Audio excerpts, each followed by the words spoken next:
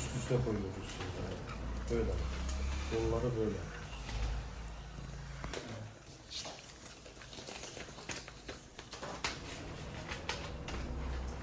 Üst üste koyuyoruz şimdi. Avrupa Yetim Eli olarak dünyanın en fakir ülkelerinden biri olan Mali'deyiz. Mali'de Kalaban Koro kampını ziyaret ettik. Hayırseverlerin bizlere bağışladığı nakdi yardımları inşallah bu kampta dağıtacağız. Mali'nin kuzeyinde savaştan kaçıp bu kampa sığınan mağdurlar burada çadırlarda yaşamaktadırlar. Bizler de bu kampı hem ziyaret ettik hem de hayırseverlerin bizlere bağışladığı emanetleri bu kampta dağıtacağız. Mali'de yardımlarımız devam edecektir. Esselamu Aleyküm ve Rahmetullahi ve Berekatuhu.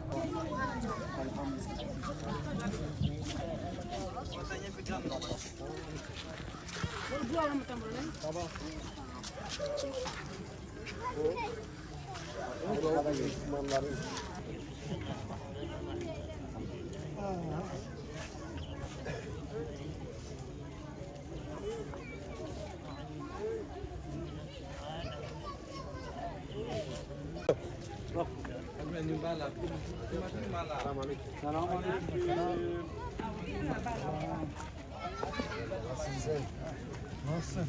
Sabah. İyi.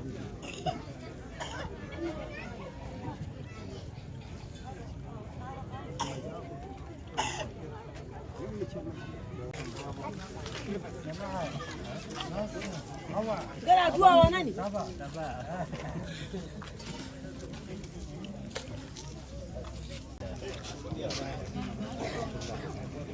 Al bu sana ufak bir hediye.